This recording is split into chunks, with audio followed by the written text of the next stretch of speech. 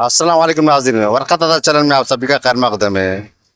जैसा कि आप जानते हैं कि आज नांदेड़ शहर में कौमी शोहरत याफ्ता शेर पंजाब शाही इमाम हज़रत मौलाना मोहम्मद उस्मान साहब रहमानी सदर कौमी मजलिस अहरार इस्लाम हिंद तशरीफ़ लाए हैं। आज नांदेड़ शहर के हैदर गार्डन में उनका एक प्रोग्राम में रखा गया है। इसी ज़मीन में हमने उनसे कुछ बातचीत की है, जानते उन्होंने क्या कहा इस। बिस्मिल्लाहिर्रहमानिर्रहीम। आज पहली मर्तबा नांदेड़ आना हुआ है। नांदेड़ साहब क्योंकि हम लोग पंजाबी हैं तो इस निस्बत से आपके शहर से सिख पंथ की वजह से एक बड़ा पहले से ताल्लुक़ जो है वो कायम है।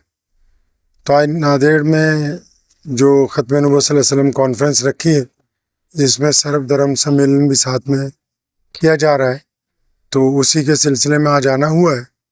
तो यहाँ के जो हमारे ज़िम्मेदारान हैं मजलिस अहरार इस्लाम के, तो उन्होंने कोशिश की है कि नबी अलैहिस्सलाम की उन तालीमात की तरफ रोशनी डालें जिनकी इस वक्त माशरे को बड़ी सख्त ज़रूरत है।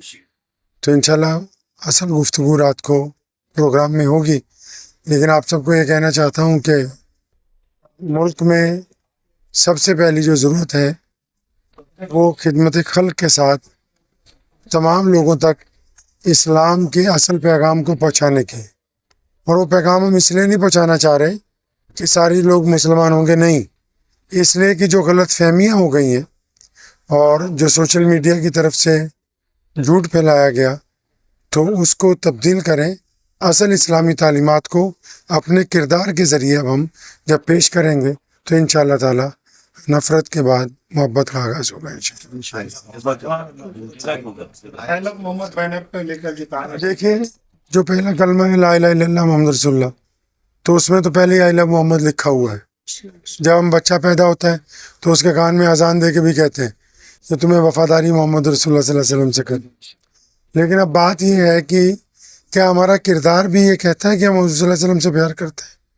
तो अपने किरदार को अच्छा करना होगा। अगर हमारा किरदार सीरत के मुताबिक हो जाएगा तो फिर कोई भी हुकूमत जो है वो आपके रास्ते के अंदर कोई रुकावट जो है वो खड़ी नहीं करेगी। क्या पैगाम देना चाहिए? सबसे पहली बात तो ये है कि मुसलमानों को ये चाहिए कि अपने तमाम काम हज़रत सल्लल्लाहु अलैहि वसल्लम से, सीरतुन नबी से कंपेयर किया करें कि आप सल्लल्लाहु अलैहि वसल्लम क्या चाहते हैं। हम लोग जो खुद चाहते हैं वो तरीका ठीक नहीं। अल्लाह के नबी अलैहि सलाम को देखेंगे तो दुरुस्त हो जाएगा। तो इसलिए नौजवानों को पहले ये कहना चाहता हूँ कि हज़रत सल्लल्लाहु अलैहि वसल्लम की सीरत को अपनाएं, किरदार को अपनाएं, तो आपकी बहुत सी गलतफहमियाँ दूर होंगी, बहुत सी परेशानियाँ आसानियों में बदल जाएंगी इंशाअल्लाह।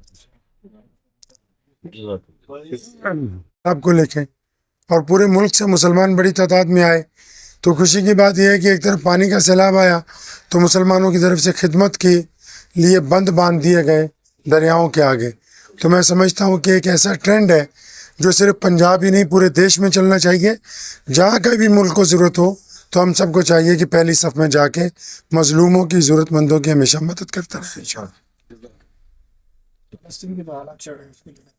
देखिए, फ़लस्तीन के लिए भारत के मुसलमान तो फ़िलहाल दुआ ही कर सकते हैं क्योंकि वहाँ जाना मुमकिन नहीं है, लेकिन हमें ये चाहिए कि हम सियासी तौर पर एक मजबूत लाएअमल तय करें।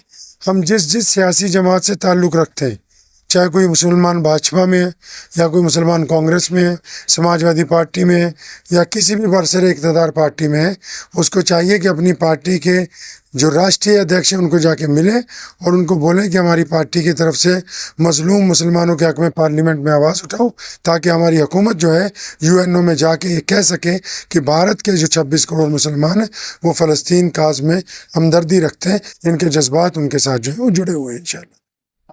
को लेकर मुसलमान कौन सी पार्टी से जुड़ना चाहिए? देखिए, ये तो आने वाले वक्त ही बताएगा, लेकिन पहले मुसलमानों को सियासी तौर पर बेदार होना बहुत ज़रूरी है। बरादरीवाद से ऊपर उठ के आपस में प्यार और मोहब्बत के साथ अगर चलेंगे तो अल्लाह ताला इनको इज़्ज़त अता फरमाएगा। क्या कमी कुछ रही? उसकी सबसे बड़ी कमी बरादरीवाद है। आप तो शादी भी बरादरी देख के करते हो, सीटें तो बहुत दूर की बात है। तो पहले अपने अंदर से बरादरीवाद जो ख़त्म कीजिए।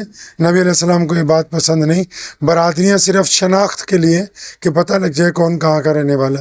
برادریاں فرقہ پرستی کے لیے نہیں ہیں، برادریاں گٹ بندی کے لیے نہیں ہیں، اس لیے نبی علیہ السلام کے طریقے پر چلیے، آپس میں بھائی بن کے رہیے۔ مسلم گھروں پہ بھی بلڈوزر کی کارروائی چل رہی ہے، اس پر آپ سیاسی کمزوری ہے ہماری، اگر ہم سیاسی طور پر مستحکم ہو جائیں گے تو سارے مسئلے حل ہیں، اور جب تک آپ سیاسی طور پر کمزور رہیں گے تو کمزور کے لیے تو کوئی قانون نہیں ہوتا ہے۔ کیا اس کے لیے مسلمان ایک سیاسی پلیٹ فارم پر آنا چاہیے کہ نئی سیاسی جماعت کا قائم عمل ملنا چاہیے؟ کیا کریں؟ دیکھیں، وہ ایک سیاسی پلیٹ فارم تو بنانا ہی پڑے۔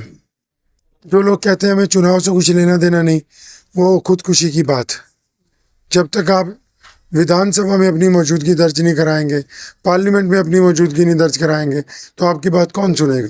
اس لیے سیاسی محاذ کے اوپر اکٹھے ہو کے کام کرنا چاہیے، اور صرف مسلمانوں کا ہی نہیں بلکہ پورے دیش میں جو ہندو ہیں، سکھ ہیں، دلت ہیں، جینی ہیں، بودھی، لاکھوں کروڑوں کی تعداد اچھے لوگوں کی ہے۔ اگر آپ گراس روٹ پہ جائیں گے تو میں ایک بات کہا کرتا ہوں کہ آن لائن تو حالات بہت خراب ہیں، آن لائن حالات خراب ہیں، لیکن آف لائن تو مسلمان ہندو سکھ تو سب آپس میں رہ رہے ہیں۔ تو آف لائن حالات کو اور اچھا کیجیے تاکہ آپ کی آف لائن نمائندگی ہونی چاہیے انشاءاللہ۔ اس نے پسندہ کی جو کارکردگی اس میں کیا بہت میں نہیں اس نے پسند نہ جب تک وہ الیکشن لڑنے کا اعلان نہیں کرتا تب تک تو ہم مطمئن نہیں ہیں۔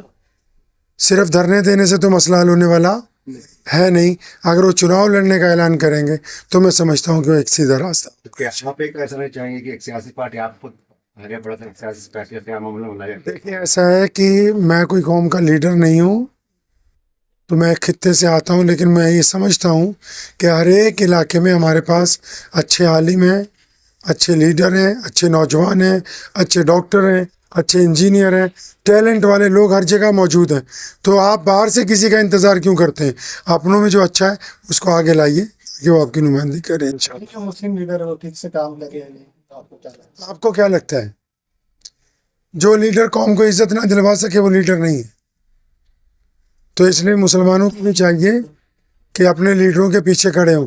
اگر قوم بھی اپنے لیڈر کا ساتھ نہیں دے گی تو عزت کیسے دلوائے گا بھائی؟ تو جب چناؤ آتا ہے تب تو آپ بڑھ جاتے ہیں الگ الگ جاتیوں میں، ہیں تو پھر آپ کس طرح نمائندگی اپنی دے سکتے ہیں؟ ایک جگہ رہیے اور دوسرے لوگوں کو بھی اپنے ساتھ لائیے۔ تو اگر آپ مل جل کر چلیں گے، بھارت کی ڈیموکریسی آپ کو یہ اچھا موقع یہ دیتی ہے کہ آپ ایکتا کے ساتھ اپنی بات جا کے ودھان سبھا میں رکھ سکتے ہیں۔ اب یہ آپ کی مرضی ہے کہ آپ ودھان سبھا جانا چاہتے ہیں یا پھر آپ سڑک پہ ہی صرف بیٹھ کے دھرنا لگانا چاہتے ہیں، یہ آپ طے کر لیجیے۔ اور مسلم نوجوان نشے کی طرف بہت آگے بڑھ رہے ہیں۔ کیونکہ آپ ان کو کوئی کام نہیں نہ بتا رہے، اس لیے وہ نشہ کر رہے ہیں۔ نبی علیہ السلام کی جو مسجد ہے اس میں صلی اللہ علیہ وسلم جب نماز پڑھاتے تھے تو فری ٹائم میں یا واکنگ ہوتی تھی یا دنگل ہوتا تھا یا گھڑ سواری ہوتی تھی۔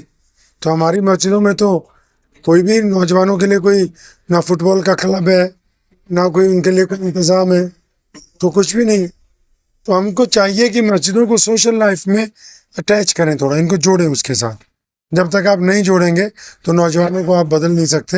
اگر ان کو نشے سے بچانا ہے تو ان کو شرط لگائیں کہ 5 وقت نماز پڑھو گے تو ہماری مسجد کے ٹیم کے تم پلیئر بنو گے، کیپٹن بنو گے، اور کل کو کوئی میچ جیتو گے، ہم تمہارا اعزاز کریں گے اور تمہیں آگے لے کے جائیں گے، تو ہو سکتا ہے کہ ان کی کچھ رغبت جو ہے وہ چینج ہو جائے۔